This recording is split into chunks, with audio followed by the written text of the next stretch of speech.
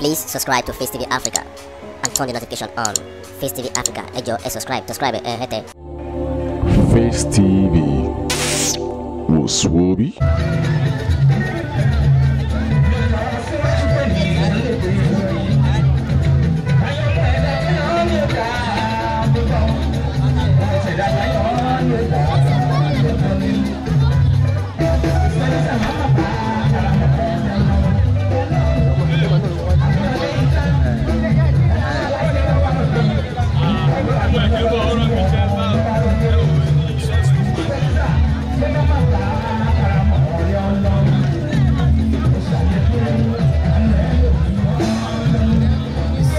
Sorry. Chairman. Bọ́.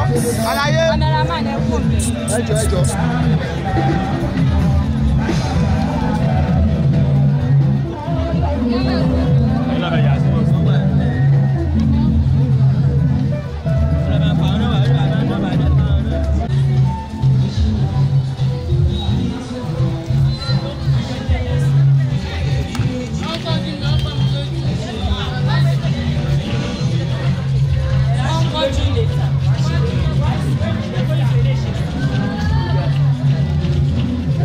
Let's go.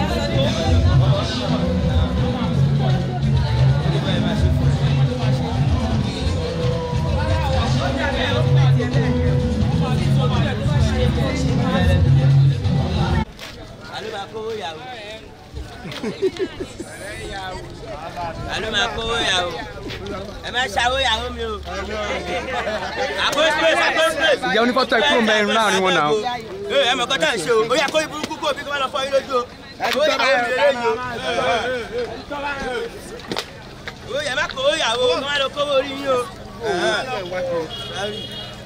Ẹ má kó yàwó. Ẹ má kó yàwó. Ẹ má kó yàwó.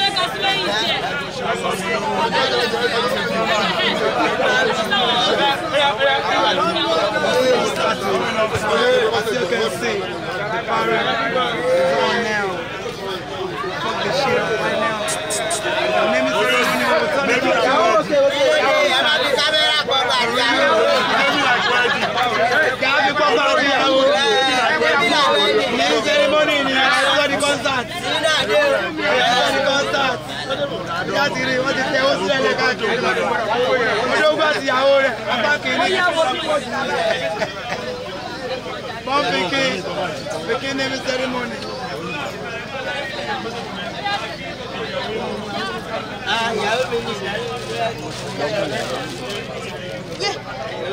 Okay, lover boy.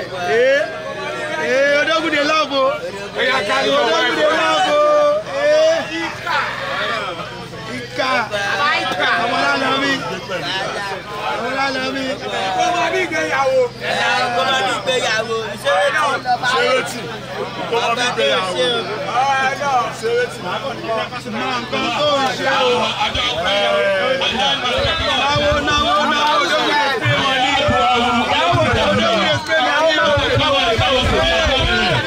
Money.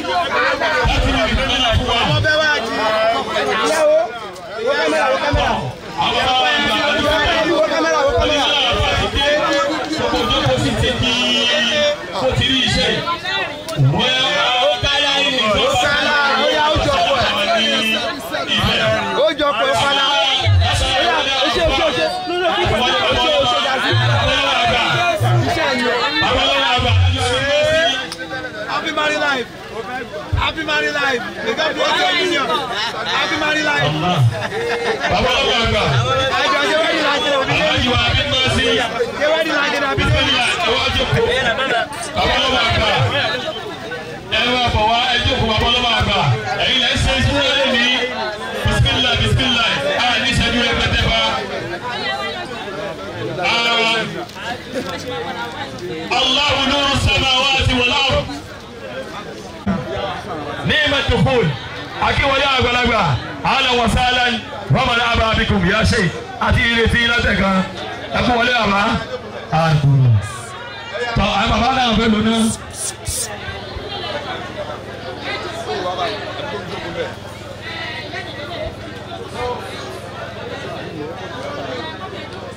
Sọ́ọ́dún tẹ̀lé ìyẹ̀kẹ̀rí.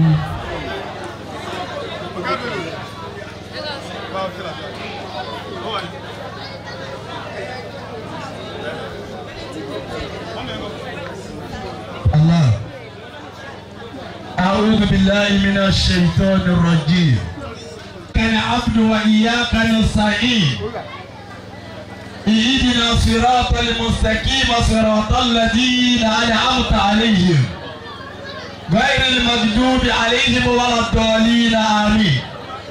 ọ̀rẹ́ tó fẹ́ kó kìkì rẹ̀ ó kọ̀ nínú ọdún tá a wà yìí tó fẹ́ kó di nẹ́ẹ̀sì ẹ̀ bá sọ bí Allahu Akbar dáadáa. ní ìmọ̀tò fóònù akíwọlé àgbàlagbà ahlan wa sahlan wa marhaban bikum ya sheikh àti ìrètí látẹ̀kan ẹ kú wọlé àbá. tọ́ àwọn bàbá náà fẹ́ lónà.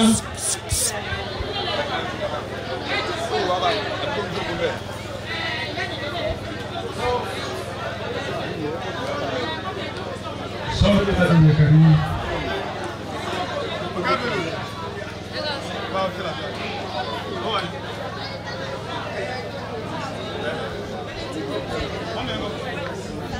الله أعوذ بالله من الشيطان الرجيم. Please subscribe to Face TV Africa and turn the notification on. Face TV Africa, ẹ jọ̀ọ́ ẹ subscribe hete.